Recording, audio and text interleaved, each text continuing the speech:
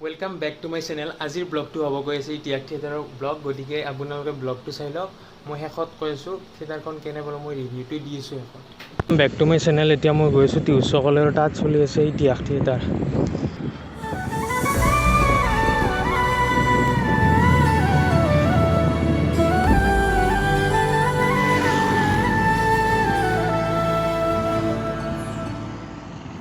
এতিয়া মই টিউচক পাওঁ আৰু কিন্তু বতৰটো আজি বহুত বেয়া হৈছে। থিয়েটাৰ বা হয় না নহয় ক'বতো নোৱাৰি, চাই হৈ এবাৰ।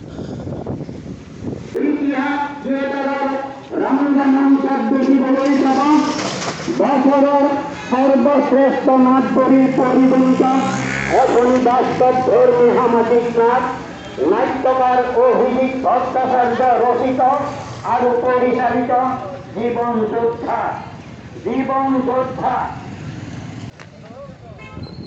এইটো ৰাস্তাইদি গৈ থাকিলে এটা থিয়েটাৰৰ য'ত হ'ব ফিল্ডখন পাম, বাসন্তী স্কুল বুলি এখন ফিল্ড আছে। আপোনালোকে শুনাই পালে আজিৰ নাটক জীৱন যোদ্ধা, আৰু 8:30 আৰম্ভ হ'ব। কিন্তু মোৰ আজি চোৱা নহয়, মোৰ পৰীক্ষা আছে, মই অহাকালি চাম। মৰম বিচাৰি যাওঁ বোলে এখন। যেতিয়া পেণ্ডেলটো চাই আহোঁ বোলক এবাৰ। তো এইটো পেণ্ডেল, পিছফালৰ পৰা পেণ্ডেলটো এনেকুৱা, আগফালৰ পৰা গৈ একবাৰ চাই আহোঁ।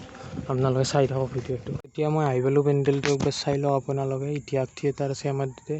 বতৰটো অলপ বেয়া যদিও অলপ দেৰিকৈ মানুহ চাবলৈ আহিব নাটক, কাৰণ মৃদুল ভূঞাৰ নাটক চাবলৈ মানুহ ইয়াতে আহে। গতিকে আজি মই মিছ কৰিলোঁ, কিন্তু কালি মই আহি আছোঁ। গতিকে কালি আপোনালোক ভালকৈ দেখাম ভিতৰৰ ভাগে। এইখন গাড়ীতে চব মালবিলাক আহে ইয়াতে। তো ইয়াতে চেয়াৰবিলাক ধুনীয়াকৈ পতা আছে, খালি অলপ টিঙৰ কিবা কাম বাকী আছে চাগে। তো আপোনালোকে চাই লওক দূৰৰ পৰা এইটো পেণ্ডেল ধুনীয়াকৈ। মুঠতে ৰাতি মানুহে চাব আহিলে আৰু ভাল লাগব আৰু পৰিৱেশটো। এতিয়া অলপ ভিতৰলৈ গৈ বলকচোন, কেনেকুৱা পৰিৱেশটো হৈ আছে ইয়াতে অলপ দেখাই দিওঁ আপোনালোককো। ইয়াতে দেখাই পাইছে মোটামুটি হৈছে, বনোৱা মোটামুটি হৈ গৈছে, আৰু মানুহবিলাকে অলপ ৰেষ্ট লৈছে। দিনত অলপ ৰেষ্ট লৈছে, কাৰণ ৰাতি তাৰ পূৰা কাম হ'ব, দুটাকৈ কৰিব লাগিব ন। তো এতিয়া এই আগত কিবা এইটো আগত দি আছে, এইটো চাব লাগচোন। এইটো কিবা এইটো দিছে চাগে, ৰাতি আগত আহিব। এই বস্তুবিলাক চাই ভাল লাগে। দিনত কি বেলেগ পৰিৱেশটো, আৰু ৰাতি সম্পূৰ্ণ বেলেগ হৈ যাব পৰিৱেশটো। ইয়াতে আগত আহিব চাগে, এনেকৈ আগত আহিব, ৰাতি চাই ভাল লাগব আৰু।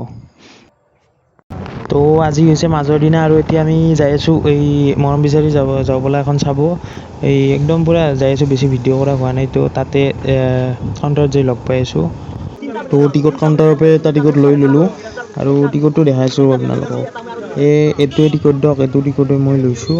গতিকে এতিয়া নাটকৰ ভিতৰত পেণ্ডেলত যাব লগ। তো বেছিভাগ মানুহ ভিতৰত সোমাইছে অলৰেডি, আমিও ভিতৰত সোমালোঁ, আৰু লগে লগে থিয়েটাৰ আৰম্ভ হ'ল।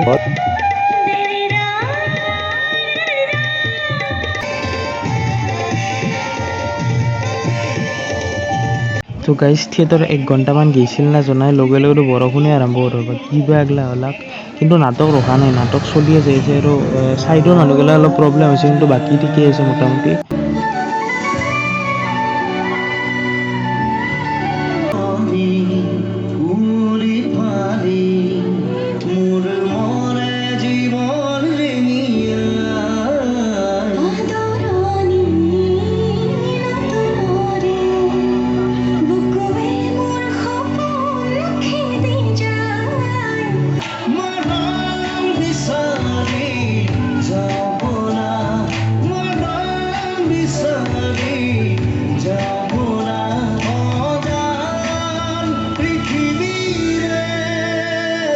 তো গাইজ গানবোৰ মই এনেকৈ ভালকৈ দেখাব নোৱাৰোঁ, কাৰণ এইটো লিগেল কাম নহয় থিয়েটাৰে ভিডিঅ' এনেকৈ দিয়াটো। তাৰে মাজতো মই 2-এটা দিছোঁৱেই, গতিকে চাই লওক আপোনালোকে সেইখিনি।